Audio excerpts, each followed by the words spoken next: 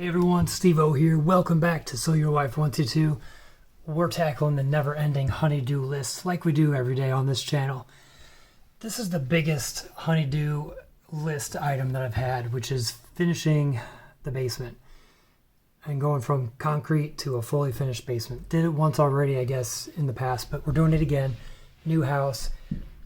What I wanted to focus on today is the rough end. So this is the pipes that are inside the concrete in the ground in the basement, ready for you to do a whole lot of work to put in a bathroom. My rough end, I don't think it's in an ideal place. It wasn't in an ideal place in my last bathroom. And I've talked to other people and they said theirs are not in an ideal place. They don't know how to go through all the motions to see like what can I do. So I have a few tricks that I've learned the hard way just from doing things, and I'd like to show you down here how I did it, what I was up against, and yeah, hopefully you can kind of get some value from it. So let's go take a look over here. Okay, so I had a stub up here. This is for bath or shower. This is the stack. It goes all the way up. But there was a stub out here for sink. And I had a hole here for the toilet.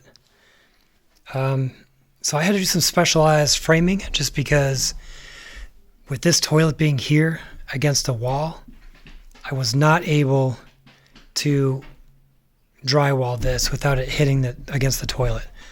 So I had to do like 22 right here.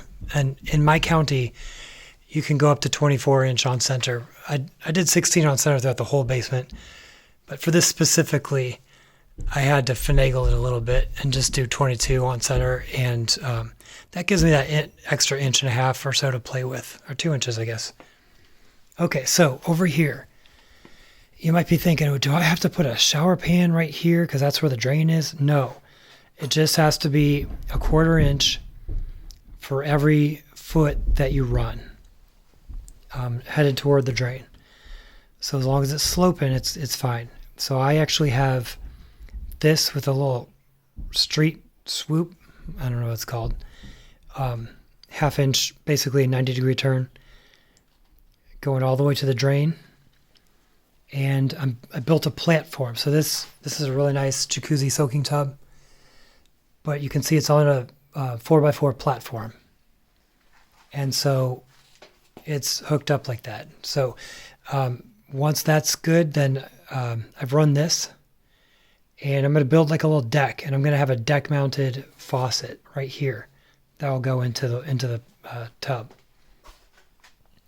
If I was going to do a shower, I'd have to build a platform again. Either that or, you'd have to do some kind of weird 90-degree right angle turn, because the shower would either have to be right there, or else you'd have to run something under a platform. Or a third alternative would be you take this, you cut it down, and you would bust up the concrete to wherever you wanted your shower, and you would just run that into the concrete and re-pour the concrete. That's a lot of work, and that defeats the purpose of paying for a rough end, especially if you've built your house and you paid money for it. Now here, this is the sink. So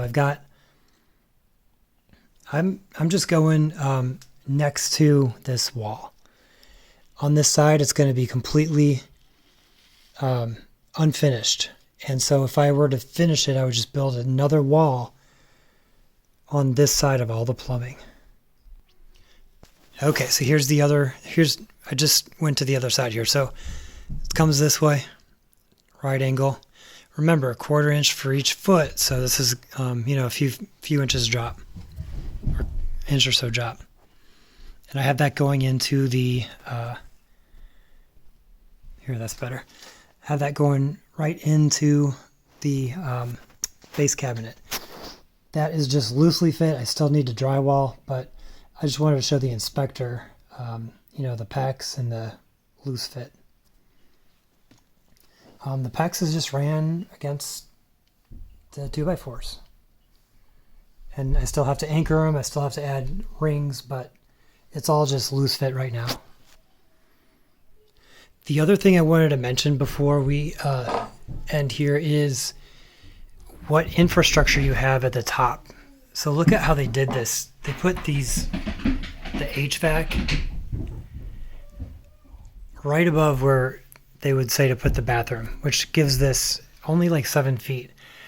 And I believe 6 feet 8 inches is the maximum or minimum headroom that you can have in a basement bathroom. So I was able to build down a little bit.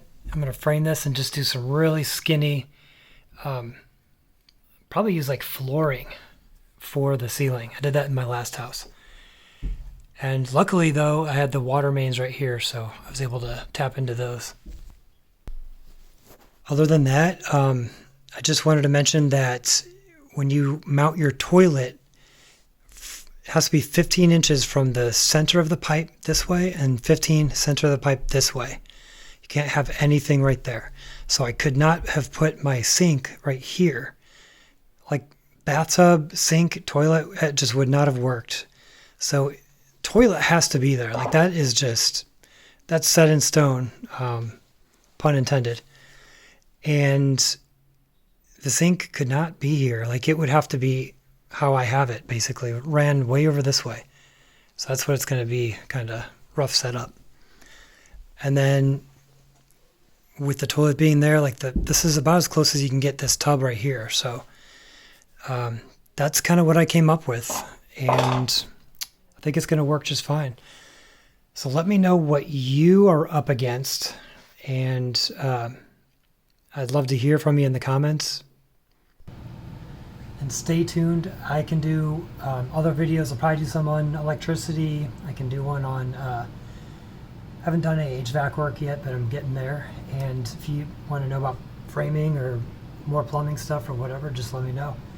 That is all. We'll catch you in the next one. Bye-bye.